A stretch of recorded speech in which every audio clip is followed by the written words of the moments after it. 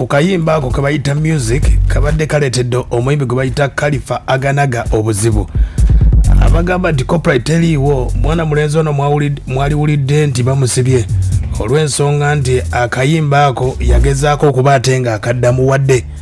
Oyinza okukanoonya ku mitimbagana kadde kano nga tokalabako, naye akayimba ako kasobola okuba ate nga katambula.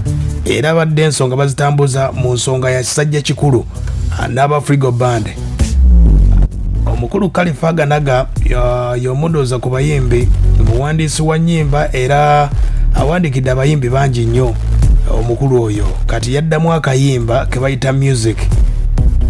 Oyinza okukanoonya kutegeezezzaako n'otakafuna olw'ensonga nti abakulu AFRIGO BAND music waabwe bamuwa ekitiibwa, era gwe kakutanda oddemu oluyimba lwa AFRIGO ojja kakasa nti mu Uganda copyright gyeri. Omukulu ono ensonga zaali badde ziwanvuwa, naye basobodde okuba ate nga bannaffe aba UPRS olunaku olwajjo basobodde okuba ate nga bazituddemu. Oyinza okwebuuza nga mbadde sibirabaye, ensonga zatambudde mu kisajja kikulu ne bazimala era ne ziggwa bwe zityo.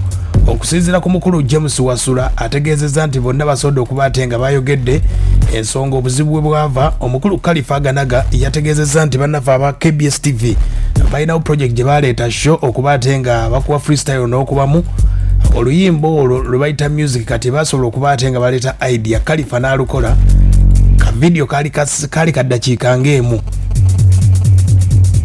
Bw'oba waliko ku TikTok aka video ko kaliko nga Kalifah Aganaga oluyimba olwo aluddamu.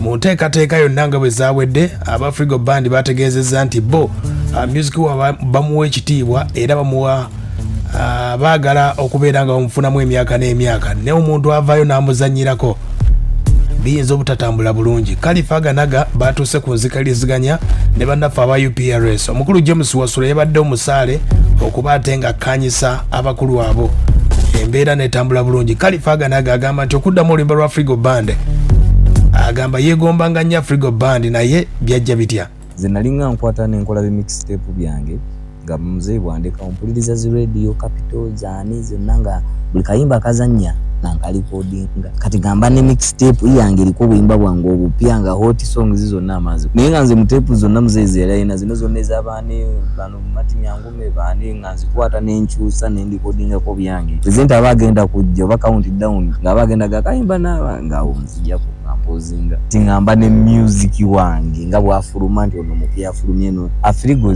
nga tape ya AFRIGO yo enyimba zaabwe zaali zinyumirira saa kwata kwa tape ya AFRIGO ngirikodingeko kino kirala. Nze Moses Matovu ne bw'owulira nze engeri gye mpangazaamu amaloboozi gange kya muzeeyi Moses Matovu. Ye mukulu oyo Kalifah ng'agamba nti okukiddamu AFRIGO BAND abaagala nnyo, wabula obuzibu bwava aba TV baleeta sheeyo akavidiyo ne katambula nnyo.